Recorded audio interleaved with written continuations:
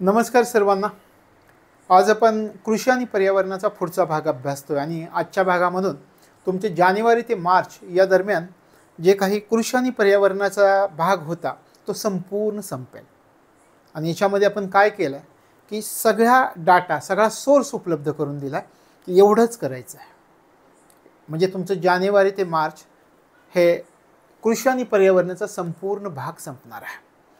त्याच्यानंतर आपण जानेवारी 2023 ते डिसेंबर 2023चं कृषी आणि पर्यावरणाचा संपूर्ण भाग अभ्यासणार आहोत.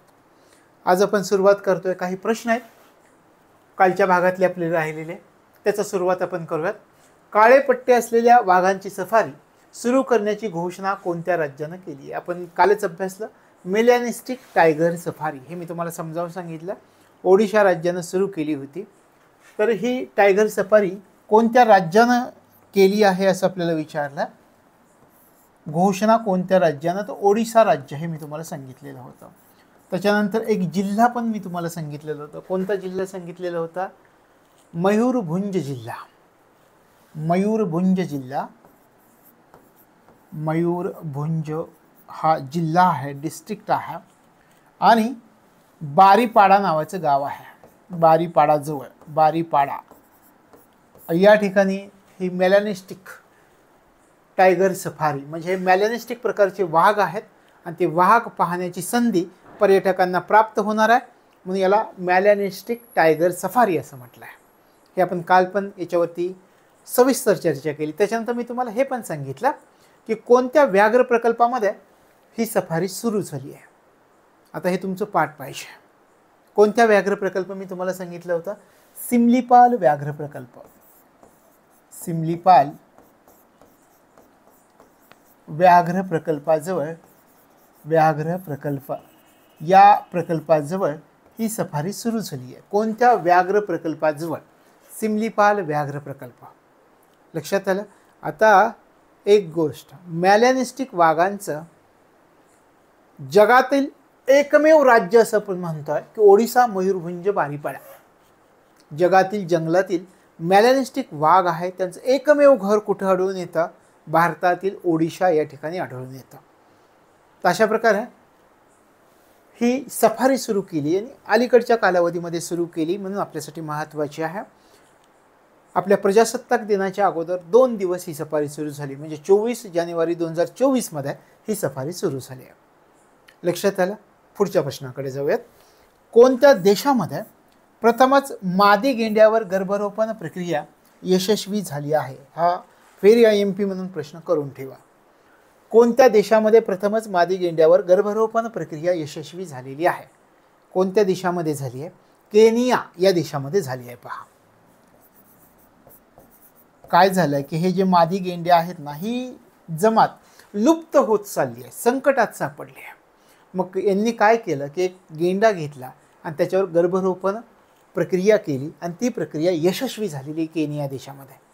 आणि गेंड्यावर ही जी गर्भरोपण प्रक्रिया झाली आहे हा पहिला प्रयोग आहे, हे लक्षामध्ये ठेवायचं. याच्यामुळे काय झालं, पांढरे गेंडे जे नष्ट होण्याच्या मार्गावरती होत्या, आता याच्यामुळं ह्या गर्भरोपण प्रक्रियेमुळं ते गेंडे वाचण्याची शक्यता निर्माण झाली, एक आशा निर्माण झालेली आहे.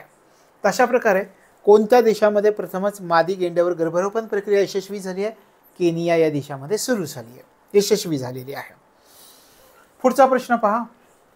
भविष्यातील आयुष व्यावसायिकांसाठी मानवी संसाधनांच्या विकासासाठी आयुष दीक्षा केंद्राची उभारणी कोठे करण्यात आलेली आहे? भविष्यातील आयुष व्यावसायिकांसाठी मानवी संसाधनांच्या विकासासाठी. पहा काय म्हटले, मानवी संसाधनांच्या विकास. मानवी संसाधनांचा विकास झाला पाहिजे म्हणजे काय? तुमचा माझा विकास झाला पाहिजे. त्या विकासासाठी आयुष दीक्षा केंद्राची उभारणी करण्यात आली आहे. ही कोठे करण्यात आलेली आहे हे आपल्याला विचारलं आहे. हे करण्यात आलेले आहे भुवनेश्वर, ओडिसा. भुवनेश्वर कुठे येतं? हे भुवनेश्वर ओडिसामध्ये येतं. तर या आयुष दीक्षा केंद्राची उभारणी कुठे करण्यात आलेली? भुवनेश्वर. आता भुवनेश्वर या ठिकाणाचा जर तुम्ही विचार केला तर या ठिकाणी केंद्रीय आयुर्वेद संशोधन संस्था आहे. केंद्रीय आयुर्वेद संशोधन संस्था या संस्थेमध्ये अच्छा या ठिकाणी भुवनेश्वरमधली केंद्रीय आयुर्वेद संशोधन संस्था या ठिकाणी आयुष दीक्षा केंद्राची उभारणी करण्यात आलेली आहे, मानवी संसाधनांचा विकास करण्याच्या उद्देशानं. पुढचा प्रश्न घेऊयात.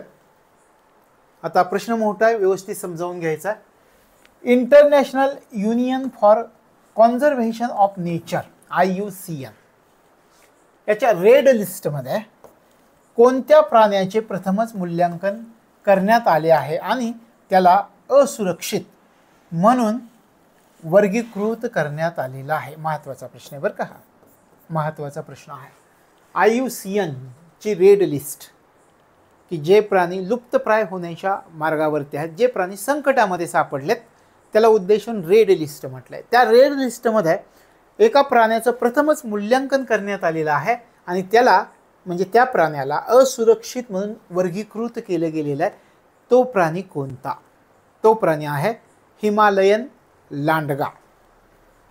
हिमालयीन लांडगा हा प्राणी, हिमालयीन लांडगा, हिमालयीन लांडगा. International union for conservation of nature म्हणजे IUCNच्या रेड लिस्टमध्ये या हिमालयीन लांडग्याचं प्रथमच मूल्यांकन करण्यात आलं आहे आणि त्याला असुरक्षित म्हणून वर्गीकृत केलं गेलेलं आहे. लक्षात आलं? पुढच्या प्रश्नाकडे जाऊयात. कृत्रिम खडक प्रकल्प कोणत्या राज्यातील किनारपट्टीवर राबवण्यात येत आहे? महत्त्वाचं आहे.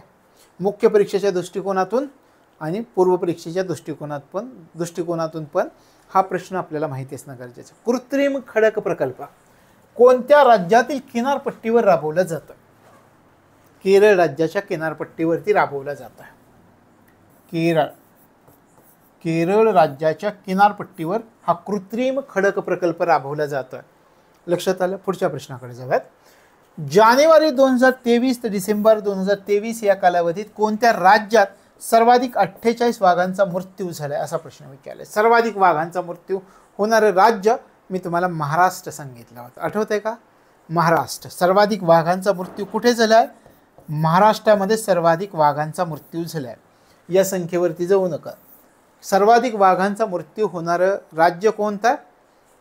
तर महाराष्ट्र. आणि महाराष्ट्रामध्ये जे 48 मृत्यू झालेत त्याच्यापैकी सर्वाधिक मृत्यू कोणत्या कारणामुळे झालेत हे पण आपल्याला विचारतील. ठीक आहे, देशामधून सर्वाधिक वाघांचे मृत्यू महाराष्ट्रामध्ये झालेत, पण हे जे मृत्यू झाले ह्याला सर्वात प्रमुख कारण कोणतं होतं असं जर तुम्हाला विचारलं तर त्याला सर्वात प्रमुख कारण आहे नैसर्गिक मृत्यू. नैसर्गिक मृत्यू हे महाराष्ट्रातील वाघांच्या मृत्यूचं सर्वाधिक कारण आहे. नैसर्गिक मृत्यू झालेले आहेत. 48 मध्ये 26 वाघांचा नैसर्गिक मृत्यू झाला महाराष्ट्रामध्ये. आणि आता आणखी एक गोष्ट मी तुम्हाला सांगतो की महाराष्ट्र हे राज्य असं आहे की त्या राज्यामध्ये देशातील सर्वाधिक वाघांचा मृत्यू झाला आहे, पण प्रश्न असा विचारला की महाराष्ट्रातील कोणत्या जिल्ह्यामध्ये सर्वाधिक वाघांचा मृत्यू झाला आहे? आणखी खोलवर आपण गेलो. आपण या ठिकाणी विचार केला महाराष्ट्रामध्ये कोणता जिल्हा? मग आपल्याला सांगता येतं चंद्रपूर जिल्हा आहे. चंद्रपूर जिल्ह्यामध्ये महाराष्ट्रामध्ये सर्वाधिक वाघांचा मृत्यू झाला आहे. ह्या 48 पैकी 23 वाघ यांचा मृत्यू एकट्या चंद्रपूर जिल्ह्यामध्ये झाला आहे. तशा प्रकारे सर्वाधिक वाघांचा मृत्यू होणारे राज्य महाराष्ट्र. सर्वाधिक मृत्यू जे झालेत 48 पैकी ते नैसर्गिक मृत्यू झालेत.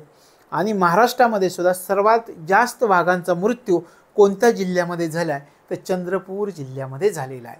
23 वाघांचा मृत्यू त्या ठिकाणी झालेला आहे. आणि त्याच्यानंतर मी तुम्हाला सांगितलं होतं महाराष्ट्रानंतर क्रमांक लागेल मध्य प्रदेशाचा नंतर क्रमांक लागेल उत्तराखंडचा. तशा प्रकारे हा प्रश्न लक्षामध्ये ठेवायचा आहे. लक्षात आलं? आता आपण पुढच्या प्रश्नाकडे जाऊयात. पुढचा प्रश्न काय पहा.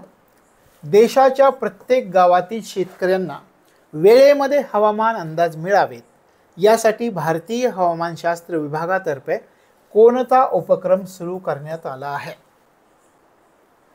महत्त्वाचा आहे. कोणता उपक्रम सुरू करण्यात आलेला आहे, कोणी सुरू केला आहे? आणि भारतीय हवामानशास्त्र विभागाने हा उपक्रम सुरू केला आहे. कशासाठी सुरू केला आहे? की देशाच्या प्रत्येक गावातील शेतकरी जे आहेत त्यांना वेळेमध्ये हवामानाचे अंदाज कळाले पाहिजेत. आता जो उपक्रम सुरू केला आहे त्या उपक्रमाचं नाव आहे पंचायत मौसम सेवा. पंचायत मौसम सेवा हा उपक्रम सुरू करण्यात आलेला आहे. लक्षात आलं? देशाच्या प्रत्येक गावातील शेतकऱ्यांना वेळेत हवामान अंदाज मिळावेत यासाठी भारतीय हवामानशास्त्र विभागातर्फे कोणता उपक्रम सुरू केला? पंचायत मौसम सेवा. आणि अलीकडच्या कालावधीमध्ये म्हणजे कधी याचा विचार केला तर फेब्रुवारी 2024 हा उपक्रम सुरू केला, पंचायत मौसम सेवा उपक्रम. आणि कदाचित उलटा पण प्रश्न विचारतील, हा पंचायत मौसम सेवा उपक्रम भारतीय हवामानशास्त्र विभागाने कोणत्या उद्देशानं सुरू केला हे पण विचारतील. मग आपल्याला सांगावं लागेल देशाच्या प्रत्येक गावातील शेतकऱ्यांना वेळेत हवामानाचे अंदाज मिळावेत यासाठी हा उपक्रम सुरू केला आहे. दोन्ही गोष्टी लक्षात आल्या. आणि आणखी एक महत्त्वाची गोष्ट याच्यामध्ये सांगतो, याचं उद्घाटन कोणी केलं माहिती आहे तुम्हाला? आपल्या देशाच्या उपराष्ट्रपतींनी याचं उद्घाटन केलं आहे. उपराष्ट्रपती कोण आहेत आपल्या देशाचे उपराष्ट्रपती? कोण आहेत आपल्या देशाचे उपराष्ट्रपती? जगदीप धनकड हे आपल्या देशाचे उपराष्ट्रपती आहेत. तर अशा प्रकारे देशातील प्रत्येक गावातील शेतकऱ्याला वेळेमध्ये हवामानाचा अंदाज प्राप्त व्हावा यासाठी भारतीय हवामानशास्त्र विभागानं एक उपक्रम सुरू केला आहे आणि त्या उपक्रमाचं नाव आहे पंचायत मौसम सेवा उपक्रम. फेब्रुवारी 2024 हा उपक्रम सुरू झाला. याचं उद्घाटन आपल्या देशाच्या उपराष्ट्रपतींनी केलं, जगदीप धनकड यांनी. लक्षात आलं? पुढच्या प्रश्नाकडे जाऊयात. पुढचा प्रश्न, पशुधनामध्ये औषधांच्या सर्रास वापरामुळे काय झालंय? गिधाडांच्या प्रजातीची झपाट्यानं संख्या कमी होत चालली आहे. मग त्यांचं संरक्षण करण्यासाठी कोणत्या राज्यामध्ये फल्चर रेस्टॉरंट सुरू करण्यात आलेलं आहे? पशुधनामध्ये औषधांचा सर्रास वापर होतोय, मेलेली जनावरं गिधाडं खात आहेत आणि मग काय होत आहे की गिधाडांच्या प्रजातीची संख्या झपाट्यानं कमी होत चालली आहे औषधांच्या प्रभावामुळं. मग त्यांचं संरक्षण करण्यासाठी एका राज्यानं एक उपक्रम सुरू केला, त्याला फल्चर रेस्टॉरंट असं म्हटलं जातं. कोणत्या राज्यामध्ये हे सुरू झालं आहे? झारखंड राज्यामध्ये सुरू झालं आहे. हे सुरू झालं आहे झारखंड. लक्षात आलं? झारखंड राज्यामध्ये हे सुरू झालं. झारखंड राज्यामध्ये हे सुरू झाले. पहिली गोष्ट तुमच्यात लक्षात आली, फल्चर रेस्टॉरंट हा उपक्रम कोणत्या पक्षासाठी सुरू करण्यात आलेला आहे असं पण विचारतील. गिधाडासाठी सुरू केला आहे. दुसरा प्रकारे प्रश्न कसा विचारतील? आणि एक म्हटलं पण की अशा प्रकारे गिधाडांच्या प्रजातीचं संरक्षण करण्यासाठी फल्चर रेस्टॉरंट उपक्रम सुरू करण्यात आलेला आहे हे पण विचारतील. गिधाडांच्या प्रजातींचं संरक्षण करण्यासाठी अलीकडे झारखंड राज्याने कोणता उपक्रम सुरू केला आहे असं पण विचारतील. वेगळा प्रश्न, तर फल्चर रेस्टॉरंट हा उपक्रम सुरू केला आहे. आता मी तुम्हाला आणखी एक प्रश्न याच्यामध्ये विचारतो. महाराष्ट्रामध्ये देशातलं पहिलं फल्चर रेस्टॉरंट कोठे सुरू करण्यात आलं आहे? महाराष्ट्रामध्ये आहे का असा प्रश्न तुमच्या मनामध्ये निर्माण झाला का? हो, महाराष्ट्रामध्ये फल्चर रेस्टॉरंट हा जो उपक्रम आहे महाराष्ट्राचा जर विचार केला तर हा उपक्रम महाराष्ट्रामध्ये सुरू झाला आहे 2015मध्येच. हा आत्ता झारखंडमध्ये सुरू झाला आहे पण महाराष्ट्रामध्ये फल्चर रेस्टॉरंट हा उपक्रम 2015मध्ये सुरू केलेला होता. कोठे सुरू झाला आहे? रायगडमध्ये सुरू झाला आहे 2015मध्ये. रायगड 2015मध्ये. तर देशातला पहिला फल्चर रेस्टॉरंट उपक्रम कोणत्या राज्यात सुरू करण्यात आला असं जर तुम्हाला कधी विचारलं तर देशातील पहिला फल्चर रेस्टॉरंट उपक्रम महाराष्ट्रामध्ये रायगड जिल्ह्यात 2015मध्ये सुरू झाला आहे. आणि आत्ताचा विचार केला आपण की झारखंड राज्यानं हा उपक्रम आत्ता 2024मध्ये सुरू केलेला आपल्याला दिसून येतो. लक्षात आलं? दोन्ही गोष्टी तुम्हाला कळाल्या. आत्ता कोणी सुरू केला आहे? झारखंड राज्याने सुरू केला आहे, गिधाडांच्या संरक्षणासाठी सुरू केला आहे. आणि महाराष्ट्रामध्ये हा उपक्रम देशामध्ये सर्वात अगोदर सुरू केलं होतं 2015मध्ये रायगड जिल्ह्यामध्ये. लक्षात आलं? आता रायगड जिल्ह्यामध्ये कदाचित तुम्हाला प्रश्न असा पण विचारतील की हा महाराष्ट्रामध्ये जो उपक्रम व्हल्चर रेस्टॉरंट हा उपक्रम सुरू केला तो कोणत्या अभयारण्यामध्ये सुरू केला? रायगड जिल्ह्यात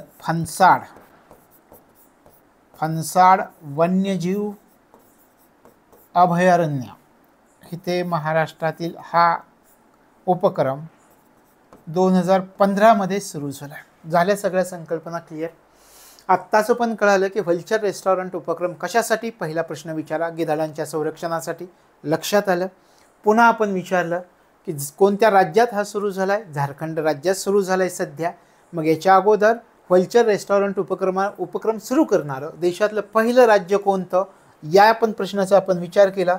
आपल्या लक्षात आलं पहिलं राज्य महाराष्ट्र आहे. 2015मध्ये महाराष्ट्रातील रायगड जिल्ह्यामध्ये फणसाड वन्यजीव अभयारण्यामध्ये हा उपक्रम सुरू झालेला आहे.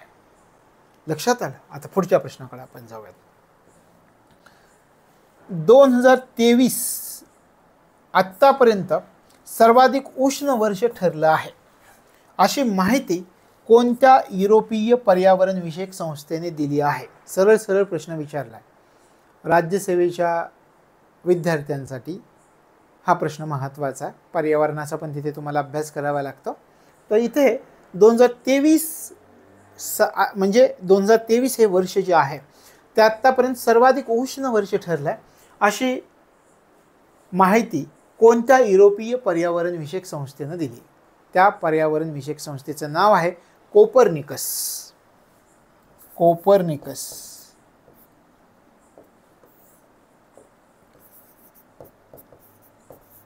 कोपर्निकस या संस्थेनं दिलेली आहे. लक्षात आलं? सर्वाधिक उष्ण वर्ष ठरलंय 2023 पर्यंत असं ही कोपर्निकस संस्था म्हणते. आणि कुठली संस्था आहे? युरोपीय पर्यावरण विषयक संस्था आहे. लक्षात आलं? आता यांनी काय सांगितलं? औद्योगिक क्रांतीपूर्व कालखंड जो होता त्या तापमानापेक्षा 1.4 डिग्री सेल्सिअसनं तापमान वाढलंय. त्या तापमानापेक्षा असं या संस्थेला आढळून आलंय. आणि मग त्यांनी सांगितलं 2023 हे सर्वाधिक उष्ण वर्ष आहे असं सांगणारी युरोपीय पर्यावरण विषयक संस्था कोणती आहे? कोपर्निकस संस्था आहे. लक्षात राहील? पुढे जाऊयात. पहिली पर्यावरण विषयक शाश्वतता शिखर परिषद कशाविषयीची? शाश्वतता शिखर परिषद महाराष्ट्रामध्ये कोणत्या शहरामध्ये पार पडली? पहिली पर्यावरणीय शाश्वतता शिखर परिषद महाराष्ट्रामध्ये कोणत्या शहरामध्ये पार पडले? मुंबईमध्ये पार पडले. महत्त्वाचा प्रश्न आहे. मुंबई. पहिली पर्यावरणीय शाश्वतता शिखर परिषद कोठे पार पडली? कोणत्या शहरामध्ये? मुंबईमध्ये पार पडली आहे. मुंबईमध्ये यशवंतराव चव्हाण प्रतिष्ठान सभागृह आहे. त्या सभागृहामध्ये ही परिषद पार पडलेली आहे मुंबईमध्ये. लक्षात आलं? लक्षात. आता एक गोष्ट लक्षात ठेवायची की पहिली पर्यावरणीय शाश्वतता शिखर परिषद असं म्हटलं आहे. पहिली पर्यावरणीय शाश्वतता शिखर परिषद. मग या शिखर परिषदेमध्ये एका वनस्पतीच्या लागवडीचा किती लागवड केली जाईल याविषयी सांगितलं गेलेलं आहे. मग ती वनस्पती कोणती हे पण आपल्याला विचार करावा लागेल. महाराष्ट्रामध्ये एक उद्दिष्ट सांगण्यात आलेलं आहे. किती क्षेत्रावर? यांनी काय सांगितलंय पहा. महाराष्ट्रामध्ये 10,000 हेक्टर क्षेत्रावर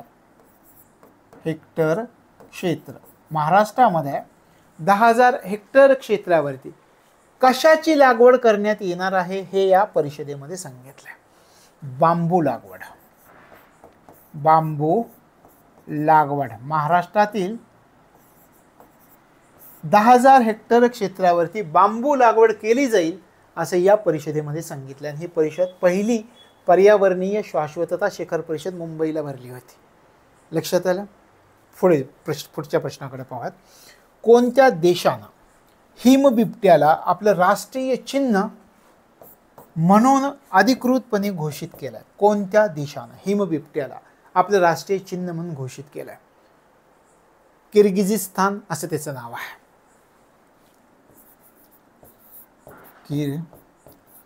किर्गिझिस्तान या देशानं, कोणत्या देशानं? किर्गिझिस्तान या देशानं हिमबिबट्याला आपलं राष्ट्रीय चिन्ह म्हणून अधिकृतपणे घोषित केलेलं आहे. लक्षात येईल.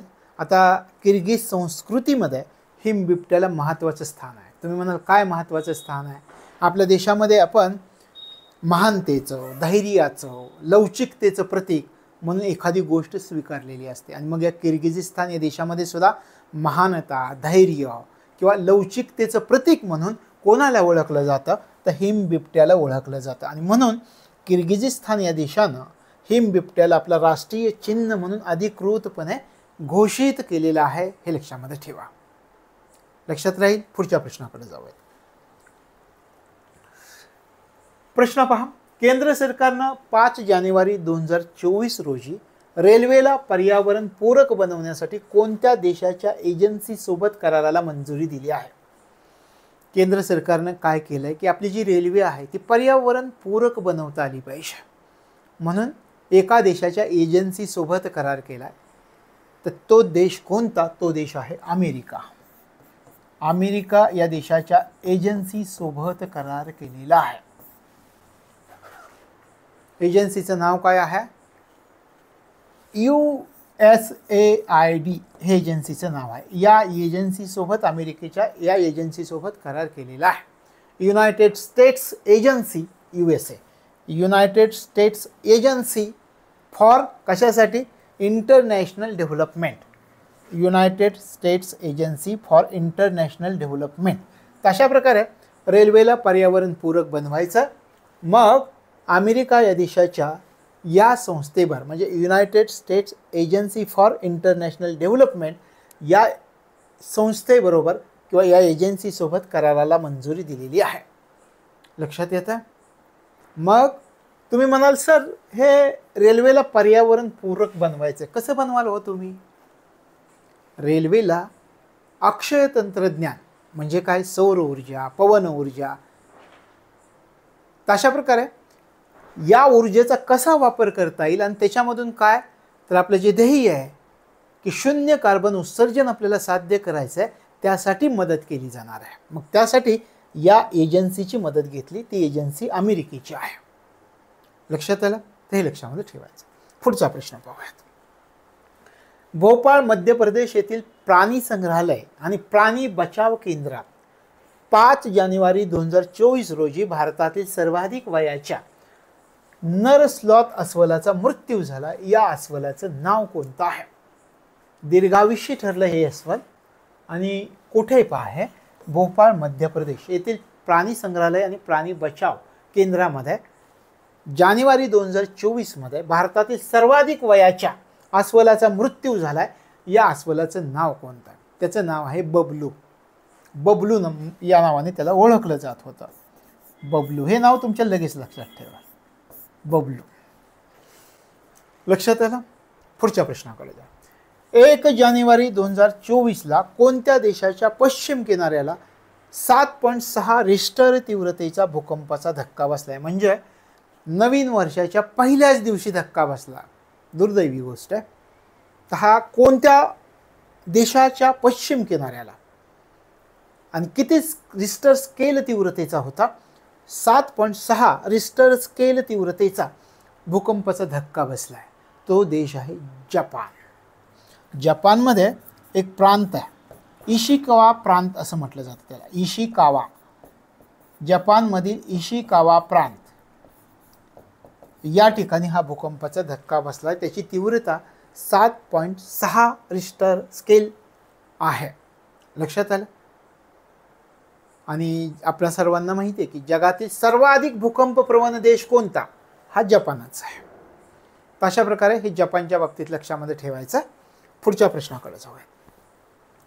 29 डिसेंबर 2023 रोजी देशभरामध्ये लाकूड, बांबू आणि इतर वनोपजांची वाहतूक सुलभ करण्यासाठी संपूर्ण भारतात कोणती सिस्टम सुरू करण्यात आली आहे? देशभरामध्ये कशाची वाहतूक सुलभ करायची आहे? लाकूड, बांबू आणि जे काही वनांचे अवशेष आहेत त्यांची वाहतूक सुलभ करायची आहे. मग संपूर्ण भारतामध्ये एक सिस्टीम सुरू केली आहे.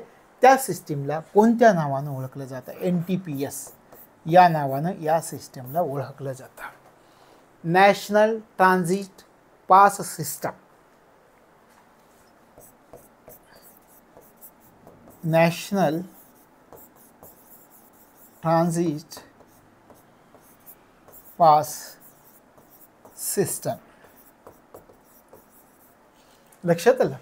संपूर्ण देशामध्ये हे वाहतूक सुलभ करण्यासाठी बांबू, लाकूड आणि इतर वनस्पतींचे जे काही असतील तर त्यांची वाहतूक सुलभ करण्यासाठी संपूर्ण भारतात एक सिस्टीम सुरू केली. त्या सिस्टीमला NTPS या नावानं ओळखलं जातं.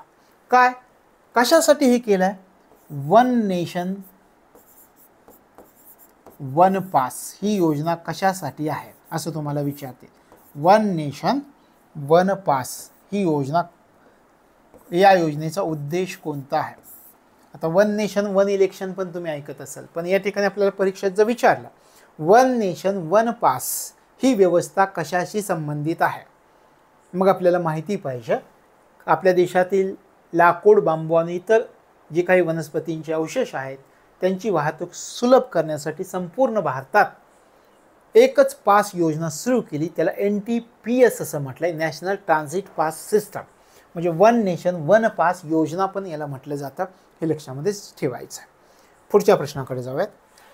इंडोनेशियाच्या कोणत्या बेटाला 9 जानेवारी 2024 रोजी 6.7 रिश्टर तीव्रतेच्या भूकंपाचा धक्का बसला? कोणत्या बेटाला हा धक्का बसला? त्या बेटाचं नाव काय? त्या बेटाचं नाव आहे तालौद. तालौद या बेटाला भूकंपाचा धक्का बसला. किंवा तुम्हाला असं विचारतील तालौद बेटाला नुकताच 6.7 रिश्टर स्केलच्या भूकंपाचा धक्का बसलाय. तालौद हे बेट कोणत्या देशामध्ये येतं? इंडोनेशियामध्ये येतं. लक्षात राहील. पुढच्या प्रश्नाकडे जाऊया. जगातलं सर्वात मोठं वृक्षजन्य फळ कोणतं? हा आपला मुद्दा आलाय म्हणून आपण या ठिकाणी विचार करूयात. आपल्या सर्वांना माहिती की सर्वात मोठं वृक्षजन्य फळ आहे फणस. हे काय? आणि हा अपेक्षित पण धरू नका प्रश्न, पण या ठिकाणी तुम्हाला माहिती होईल की फणस हे सर्वात मोठं वृक्षजन्य फळ आहे. चला पुढे जाऊया. म्हैसूर प्राणी संग्रहालयामधून कर्नाटकच्या कोणत्या व्याघ्र प्रकल्पाच्या पनसोली रेंजमध्ये 40 चितळ हरणांचं स्थलांतर करण्यात आलं आहे? महत्त्वाचा प्रश्न आहे. म्हैसूर प्राणी संग्रहालयातून. आता कोणत्या संग्रहालयातून हे पण विचारते. म्हैसूर प्राणी संग्रहालयातून कर्नाटकच्या कोणत्या व्याघ्र प्रकल्पाच्या पनसोली रेंजमध्ये 40 चितळ हरणांचं स्थलांतर करण्यात आलेलं आहे? काय विचारते? कोणत्या व्याघ्र प्रकल्पाच्या? काली, त्याचं नाव आहे काली. काली व्याघ्र प्रकल्प. या व्याघ्र प्रकल्पाच्या पनसोली रेंजमध्ये 40 चितळ हरणांचं स्थलांतर करण्यात आलेलं आहे. सरळ सोपं आहे, हे लक्षात ठेवा. पुढच्या प्रश्नाकडे जाऊया.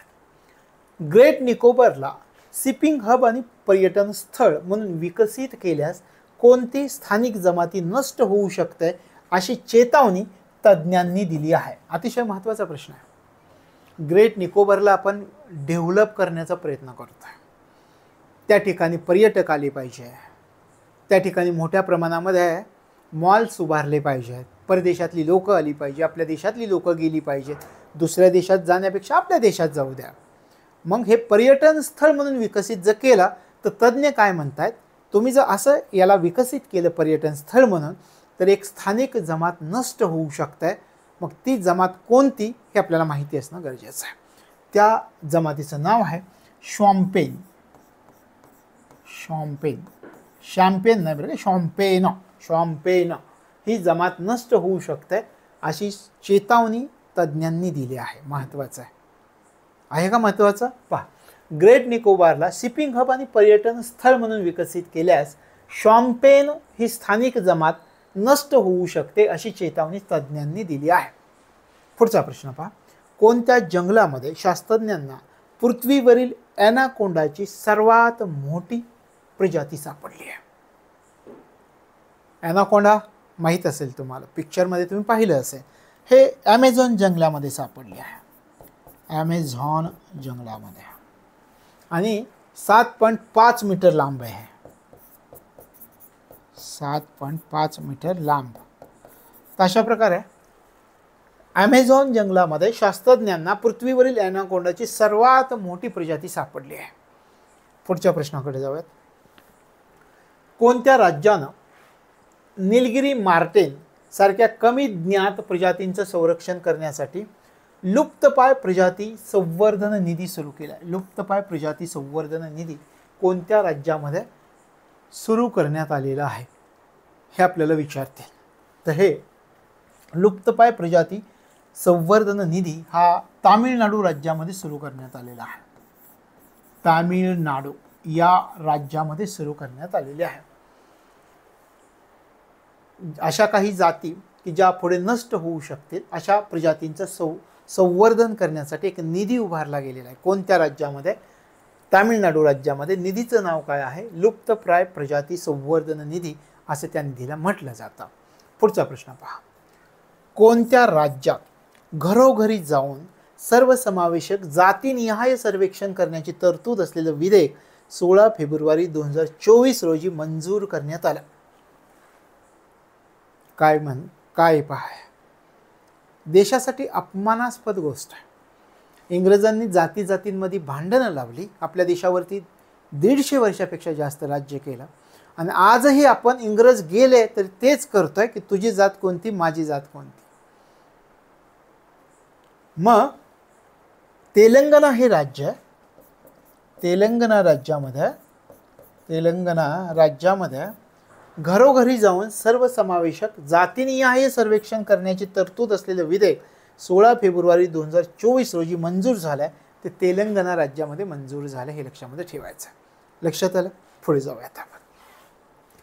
अधिकाधिक नागरिकांना मतदान करण्यासाठी प्रोत्साहित करण्यासाठी महाराष्ट्र राज्याच्या मुख्य निवडणूक अधिकारी कार्यालयानं कोणत्या शुभंकर चिन्हाचं अनावरण केलं आहे? अधिकाधिक नागरिकांना मतदान करण्यासाठी प्रोत्साहित करायचं. खरं तर प्रत्येकाने मतदान हे केलंच पाहिजे.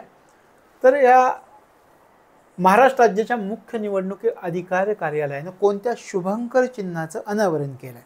एकी, मुंगी या शुभंकर चिन्हाचं अनावरण केलेलं आहे. लक्षात आलं? पुढच्या प्रश्नाकडे जाऊ. मैतेई समाजाच्या अनुसूचित जातीत समावेश करण्याचा निर्णय कोणत्या उच्च न्यायालयानं मागे घेतला आहे? कोणत्या उच्च न्यायालयानं मागे घेतला आहे सांगता येईल?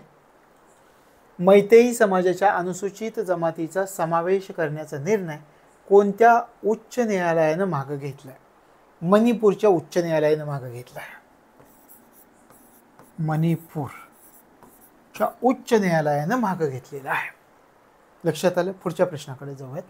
कोणत्या राज्यानं 10 लाख रुपयांपेक्षा जास्त वार्षिक उत्पन्न असलेल्या मंदिरांकडून निधी गोळा करण्याची मागणी करणारे विधेयक 29 फेब्रुवारी 2024 रोजी मंजूर केलं? एक राज्य, त्या राज्यानं काय केलं आहे? 10 लाख रुपयांपेक्षा जास्त वार्षिक उत्पन्न असलेली जी मंदिरं आहेत त्या मंदिरांकडून निधी गोळा करण्याची मागणी करणारं एक विधेयक मंजूर केले फेब्रुवारी 2024 मध्ये. ते राज्य कोणतं आहे?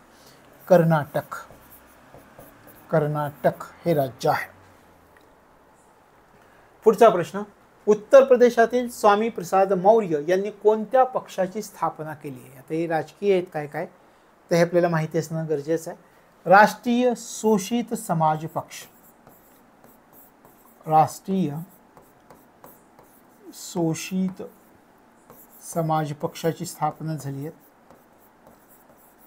तर हे लक्षात ठेवा. कोणता पक्ष?